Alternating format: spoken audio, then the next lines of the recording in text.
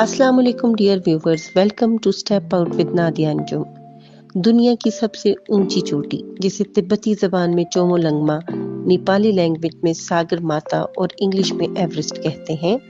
29,028 feet बुलंद है। या यूं कह लीजिए कि ये चोटी 8,848 मीटर ऊंची है। ये नेपाल और तिब्बत के दरमियान सरहद कायम करती है और तिब्बती और नेपाली जबान में एवरेस्ट की मीनिंग है हवा की देवी। इस अजीमुशान पहाड़ की मुनासबत से ये बड़ा ही शायराना सा नाम लगता है, तो इसलिए शायद ये भी सोचा जा सकता है कि इंग्लिश नाम में भी शायद ये किसी शायराना नाम की अक्कासी करता होगा, लेकिन इंग्लिश में इस नाम की हकीकत बड़ी गैर शायराना है। इस पहाड़ का नाम सर जॉर्ज एवरेस्ट के नाम पे रखा गया था और सर जॉर्ज एवरेस्ट भारत में 1830 से लेके 1843 तक सर्वेयर जनरल के ओहदे पर फाइज रहा था। नाजरीन, समर सीजन अपने अरूज पर है और गर्मियां शुरू होते ही हर कोई पहाड़ी इलाकों का रुख करता है। इसलिए हमने सोचा कि क्यों ना आपको दुनिया के सबसे ऊंचे पहाड़ यानी माउंट एवरेस्ट के बारे में कुछ बताया जाए। Now let's take the formal start of our video. Viewers, geologist के मुताबिक एवरेस्ट और दीगर द्योपैकर चोटियां जो हिमालय के सिलसिले में 1500 मीटर के फासले पर फैली हुई हैं, बहुत ज्यादा कदीम नहीं है। जियोलॉजिस्ट का कहना है कि हिमालय 5 करोड़ साल कबल जमीन की सतह के हिस्सों के आपस में टकराने से मिट्टी के जो परत जम गई थी उससे बने थे। जमीन की साख्त में खराबी की वजह से जो टुकड़ा जमीन की तरफ चला गया उसमें भारत, ऑस्ट्रेलिया और बहरे हिंद बन गए और दूसरे हिस्से ने यूरोप और एशिया के वो मुल्क बनाए जो अब यूरोप, मिडिल ईस्ट और चाइना कहलाते हैं। इस अमल का नतीजा ये निकला कि तिब्बत का मैदान हवा में बुलंद हो गया और यूं को हिमालय पैदा हुआ।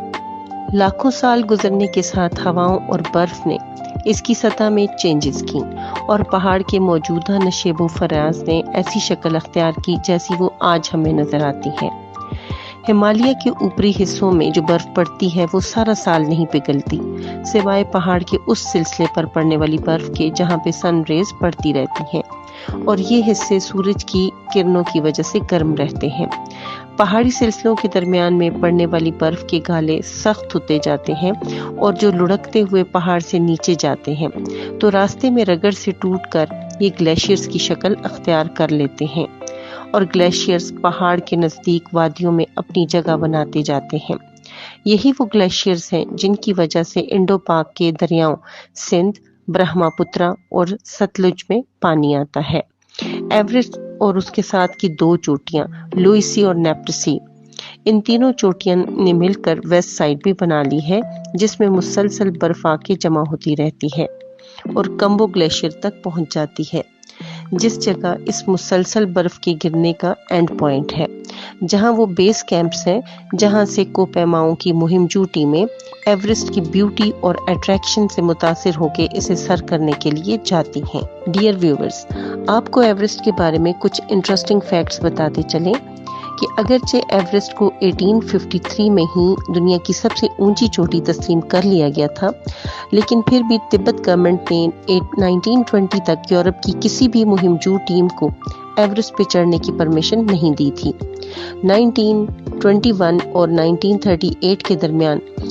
यूके की 7 टीमों ने मुख्तलिफ औकात में 2 कोपैमाओं एंड्रयू अरोन और जॉर्ज मेलोरी शुमाली पहाड़ी सिलसिले की जानिब चढ़ रहे थे कि उनकी लाशें भी न मिल सकीं और अब तक कोई भी ये नहीं जानता कि एंड्रयू और जॉर्ज मेलोरी चोटी पे पहुंच भी सके थे या नहीं। सेकेंड वर्ल्ड वॉर के बाद बेशुमार कंट्रीज की कोपैमा टीमों ने इस चोटी को सर करने की बेहद कोशिश की।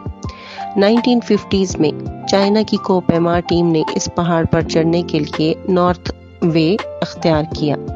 लेकिन नेपाल की मुहिमजू टीमों ने इनको बताया कि नॉर्थ के बजाय साउथ साइड ज्यादा बेहतर है और अब ये एक्सेप्ट किया जाता है कि एवरेस्ट की साउथ साइड ज्यादा बेहतर है। अगरचे इस रास्ते में बर्फ की ऐसी जगहें भी आती हैं जिनके अचानक धंस जाने का खतरा होता है اور ان کو عبور کر کے ہی ویسٹرن سائڈ پر پہنچا جا سکتا ہے، لیکن ان تمام خطرات کے باوجود ساؤتھ سائڈ اس اعتبار سے زیادہ سیف ہے کہ یہاں پر تیز ہواؤں کے سٹارمز کم آتے ہیں،